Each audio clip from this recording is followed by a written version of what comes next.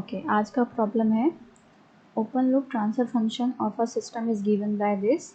We have to determine gain margin, phase margin, and closed loop stability. Okay, तो बोडे plot के लिए सबसे पहले हमारा स्टेप होता है, हम साइनसोइडल ट्रांसफर फंक्शन के फॉर्म में लिखते हैं, मतलब S equals to J omega put करके जो गिवन ट्रांसफर फंक्शन है उसको जे ओमेगा के टर्म्स में लिखते हैं. ठीक है, तो हमने क्या किया, एस की जगह जे ओमेगा पुट करके ये ट्रांसफर फंक्शन निकाला. ओके, क्योंकि यहाँ पे आपको क्या वन प्लस ओमेगा के टर्म्स में है ना, here expressions are in one plus omega terms, so here no need to convert. ठीक है, already we are having one plus omega term, तो no need to change here. ठीक है, इसलिए हमने डायरेक्टली क्या किया, S equals to J omega put किया और फिर एक नया एक्सप्रेशन लाने के बाद फिर हम आगे फिर कैलकुलेशन आगे शुरू करेंगे. अगर यहाँ पे जैसे यहाँ पे क्या है, 1+0.5s है. ठीक है, 1+s के टर्म्स में, अगर यहाँ पे 2+s के टर्म में रहता है, मीन्स 1+s के टर्म में अगर नहीं रहता, तो हमें क्या करना रहता वहाँ पे हमें 1+s के टर्म में उसे पहले कन्वर्ट करना रहता, उसके बाद फिर हम साइनसोइडल टर्म में कन्वर्ट करते, उसके बाद फिर बाकी कैलकुलेशन चालू होता. बट हमें ये ऑलरेडी इस फॉर्म में दिया हुआ है, तो हमने इसलिए डायरेक्टली क्या किया, S equals to J omega के टर्म में अगेन एक्सप्रेशन को लिखा है. ओके, अब हमें फाइंड आउट करना है कि हमारे पास कितने पोल्स हैं, कितने ज़ीरोज़ हैं. ओके, तो हमारे गिवन एक्सप्रेशन में 3 पोल्स दिख रहे हैं और ज़ीरो एक भी नहीं है. ठीक है, तो 3 पोल्स कहाँ पे, एक तो ज़ीरो पे अवेलेबल है और ये कैलकुलेट करने पे यहाँ पे से मिलेगा सेकेंड पोल एंड थर्ड पोल यहाँ से मिलेगा. ठीक है, सो अगेन एक और चीज़ हमें कैलकुलेट करनी रहती है, कॉर्नर फ्रिक्वेंसीज. तो कॉर्नर फ्रिक्वेंसीज आर, पहले हम ये वाला फैक्टर लेते हैं 1+0.5 जे ओमेगा. ठीक है, 1+0.5 ओमेगा इक्वल्स टू 0 पुट करके हमने यहाँ से फिर ओमेगा की वैल्यू निकाली, तो omega will be equals to हो जाएगा 1/0.5, so omega is equals to 2 हो गया. ठीक है, 2 radian per second. First corner frequency मिली है हमें 2 पे. अब इसको कैलकुलेट करने पे हमें सेकंड कॉर्नर फ्रिक्वेंसी मिलेगी, तो यहाँ ये कैलकुलेट करने के बाद क्या मिलेगा, ओमेगा इक्वल्स टू 1/0.08. ओके, तो ये कैलकुलेशन करने के बाद हमें सेकंड कॉर्नर फ्रिक्वेंसी मिली है 12.5 पे. ओके, नाउ अब हम जो कांस्टेंट गेन के है उस वो वैल्यू हमें पता है यहाँ से. ठीक है, 30 अपन को दिया हुआ है, तो हम क्या करेंगे, इससे हम डेसिबल में कन्वर्ट करते हैं. तो डेसिबल में कन्वर्ट करने का क्या है, अपना फॉर्मूला होता है 20 log बेस 10, और जिस वैल्यू को हमें डेसिबल में कन्वर्ट करना है वो लॉग के बाद वो वैल्यू डालेंगे.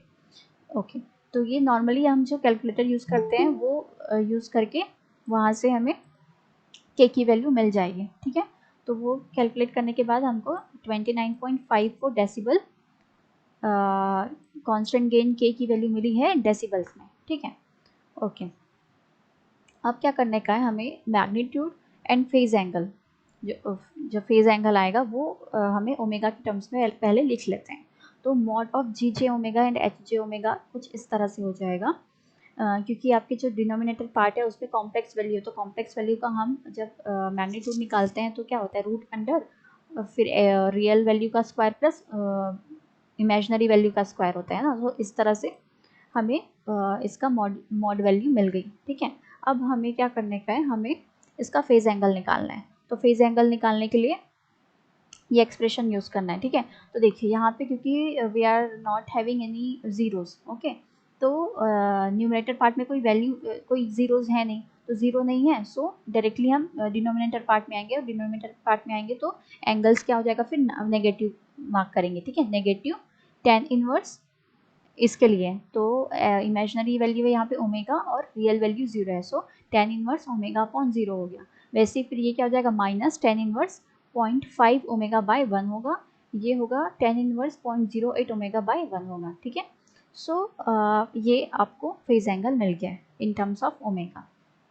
अब हमें क्या करना है, for different values of omega we have to calculate the phase angle. ठीक है, तो यहाँ पे मैंने 1, 2, 5, 8 random values we can take. Okay, random values लिया है और फिर 5 जो फेज एंगल है वो मैंने कैलकुलेट किया है.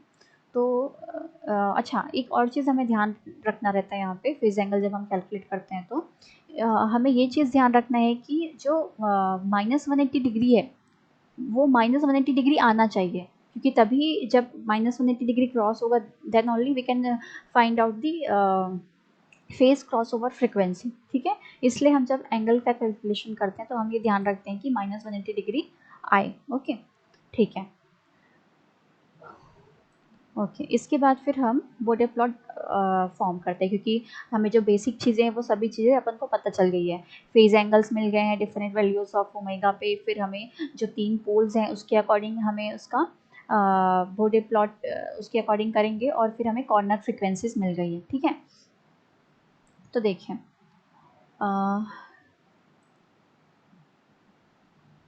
ओके,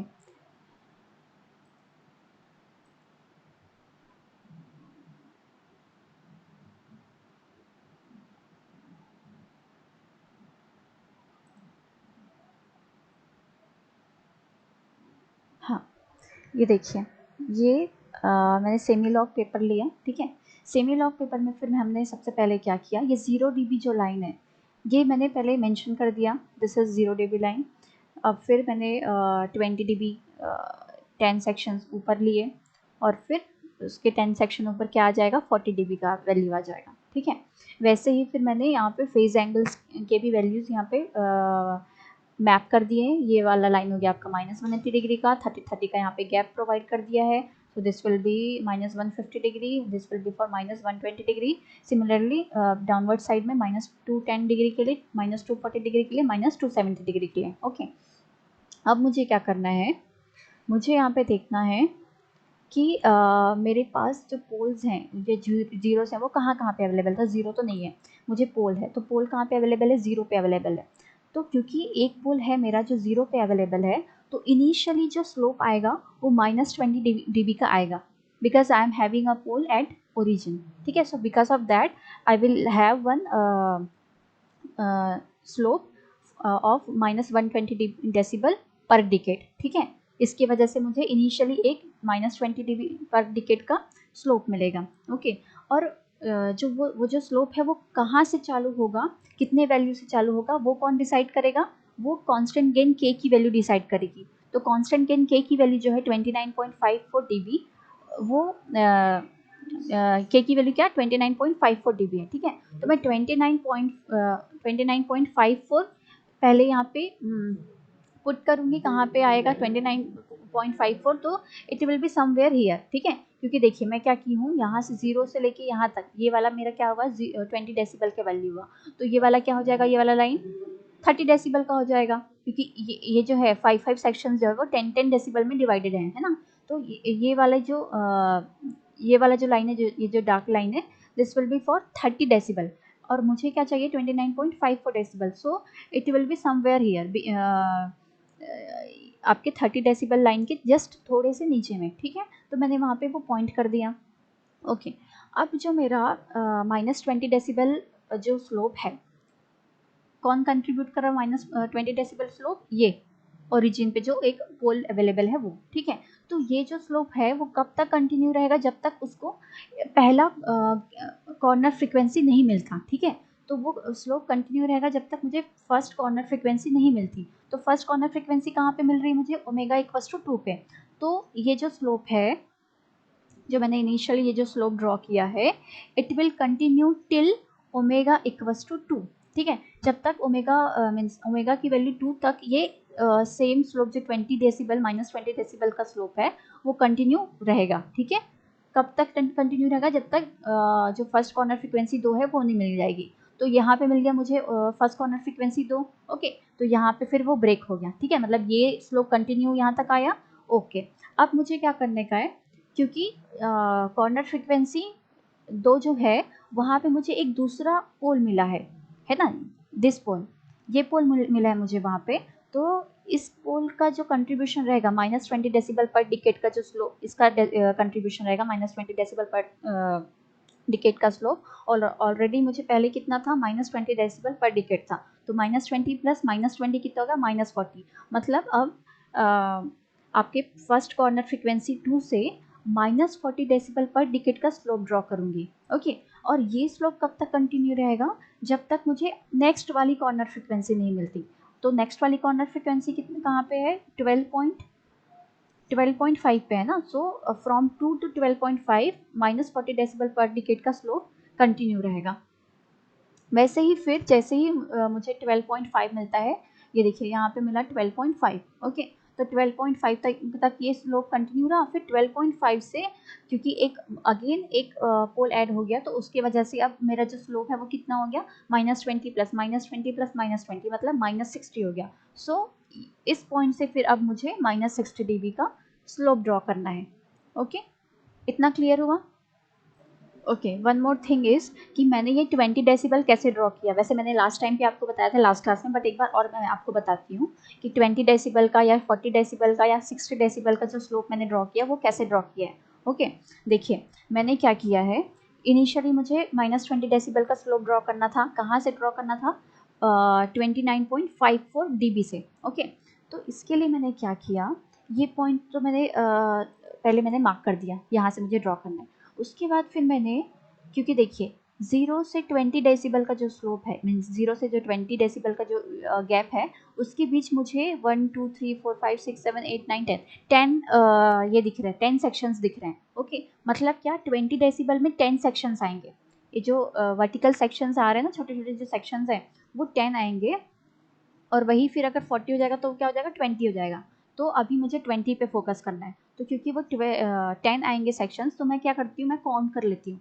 यहाँ से नीचे साइड काउंट करूँगी। क्यों नीचे साइड काउंट कर रही हूँ? क्योंकि मुझे डिक्रीजिंग स्लोप चाहिए। अगर मुझे इंक्रीजिंग स्लोप चाहिए होता तो मैं ऊपर साइड आगे ऊपर अपवर्ड साइड काउंट करके फिर वो मार्क करती, बट मुझे डिक्रीजिंग स्लोप चाहिए। सो इसलिए मैं क्या कर रही हूँ, इस पॉइंट से मैं 10 सेक्शंस नीचे जा रही हूँ। ठीक है, तो देखिए ये हाफ, ये तो हाफ है पॉइंट, ये वाला पॉइंट है ना, हाफ सेक्शन, एक सेक्शन का हाफ पे है। तो 1 2 3 4 5 6 7 8 9, और ये जो 10 वाला है, इस 10 का हाफ पे, क्योंकि ऑलरेडी आई एम हैविंग इस सेक्शन का हाफ में है ना, सो ये वाले सेक्शन का ये कहीं हाफ में आया। ठीक है, तो ये आपका क्या हो गया, 20 डेसिबल का ये हो गया। ठीक है, अब मुझे क्या करना है, क्योंकि मुझे 20 डेसिबल पर डिकेड का चाहिए। पर डिकेड किसको बोलते हैं, जो 10 जो गैप है फ्रीक्वेंसी का, मतलब ये यहाँ पे क्या है, फ्रीक्वेंसी की वैल्यू ओमेगा इक्वल्स टू 1 है, यहाँ पे क्या है, फ्रीक्वेंसी की वैल्यू 10 है, मतलब 1 से 10 के बीच, मतलब हर वो 10 फ्रीक्वेंसी पे जो मुझे स्लोप बनाना है वो उसकी बात करें। ठीक है, इसलिए मैंने क्या किया, फिर यहाँ से लेकर के यहाँ तक मैंने एक डिकेड हो गया।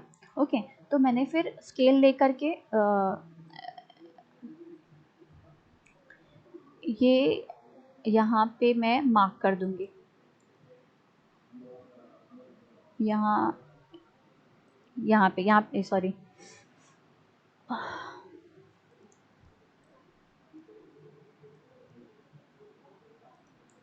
20 डेसिबल यहाँ पे आ रहा है ना, इसके हाफ में,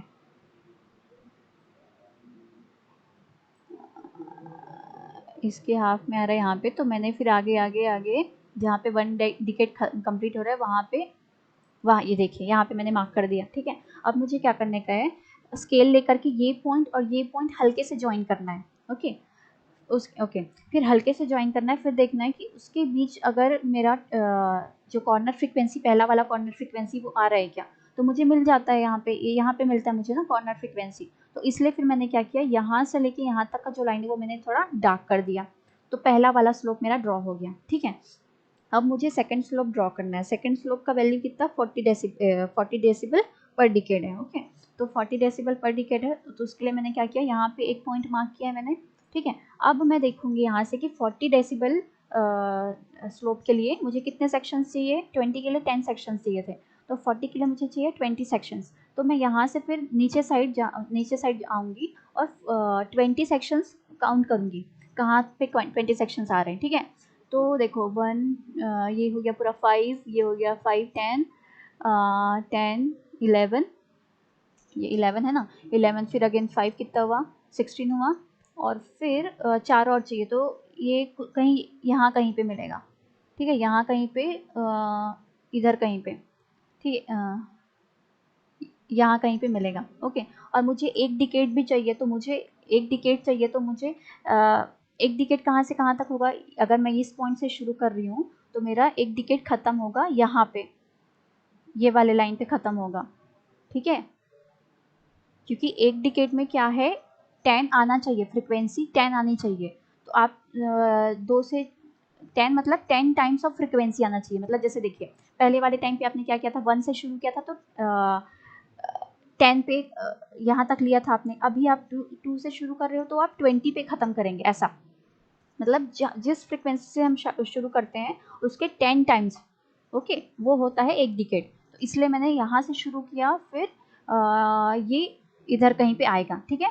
फिर मैं क्या करती हूँ, यहाँ पे जो पॉइंट आया वो और ये वाला पॉइंट मार्क करके फिर हल्के से मैंने अगेन लाइन ड्रॉ किया। उसके बाद फिर देखा कि इसके बीच जो मेरा सेकंड वाला कॉर्नर फ्रीक्वेंसी वो आ रहा है क्या, तो मुझे यहाँ पे मिलता है सेकंड कॉर्नर फ्रीक्वेंसी 12.5 पे।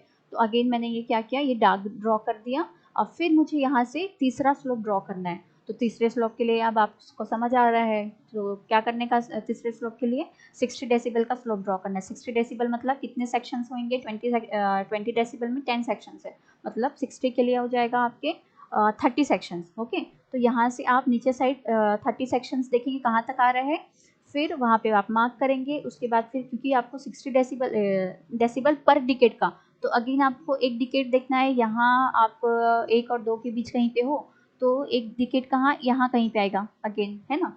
तो वहाँ पे फिर आप मार्क करते हैं, फिर वो स्लोप फिर एक ड्रॉ करते हैं, ओके। ठीक है, ये स्लोप का हो गया हमारा, कैसे हमने प्लॉट किया। ओके, अब आते हैं हम फेज एंगल पे, ठीक है। तो मैंने क्या किया है, different angle, different value of omega पे मुझे डिफरेंट वैल्यूज ऑफ एंगल मिल गए हैं, ठीक है। तो यहाँ पे कुछ नहीं करने का एंगल के लिए, यहाँ पे क्योंकि मैंने राइट साइड में मैंने एंगल मेंशंस किया है, ठीक है।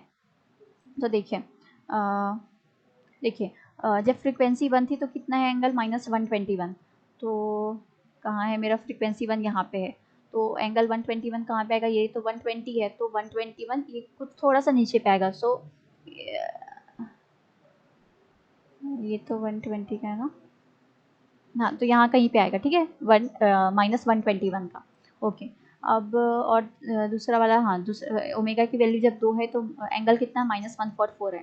तो वो -144 ये इससे यहाँ पे मैंने देखा तो ये यहाँ कहीं पे आएगा -144, ठीक है। इस तरह से हम जितने भी मैंने अभी ओमेगा की वैल्यू लिए है, उस ओमेगा की वैल्यू पे ये देखिए, इस ओमेगा की वैल्यू पे जितने मेरे एंगल्स आए वो मैंने सब यहाँ पे मार्क कर दिया, ठीक है। तो 1 पे -121 आया था, 2 पे -144 आया था, 5 पे -180 डिग्री आया, ओके। ये इंपॉर्टेंट पॉइंट है क्योंकि ये हमें फाइंड आउट भी करना रहता है, ठीक है। तो ये आ गया। फिर 8 पे शायद -198 आया था, देन 10 पे यहाँ कहीं पे आया, ठीक है। तो इस तरह से मैंने सारे वो पॉइंट्स यहाँ पे ड्रॉ किए, पॉइंट लोकेट किए। फिर मैं क्या करती हूँ कि सारे पॉइंट्स को 1 बाय 1 ज्वाइन किया है, ठीक है। तो देखिए ये पॉइंट ज्वाइन हुआ, ये पॉइंट ज्वाइन किया, फिर ऐसे ऐसे सारे पॉइंट्स ज्वाइन कर लिए, जितने फ्रिक्वेंसीज पे मैंने एंगल्स कैलकुलेट किए थे वो सारे ज्वाइन कर लिए, okay.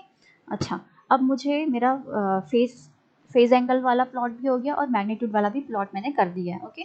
Now we have to calculate, question में क्या पूछा है हमें, गेन मार्जिन पूछा है और फेस मार्जिन पूछा है, और फिर क्लोज लूप स्टेबिलिटी। तो सबसे पहले गेन मार्जिन, फेस मार्जिन के लिए क्या चाहिए, गेन मार्जिन के लिए क्या चाहिए बताइए, फाइंड आउट करते हैं गेन मार्जिन के लिए, ठीक है, फेस क्रॉसओवर फ्रीक्वेंसी।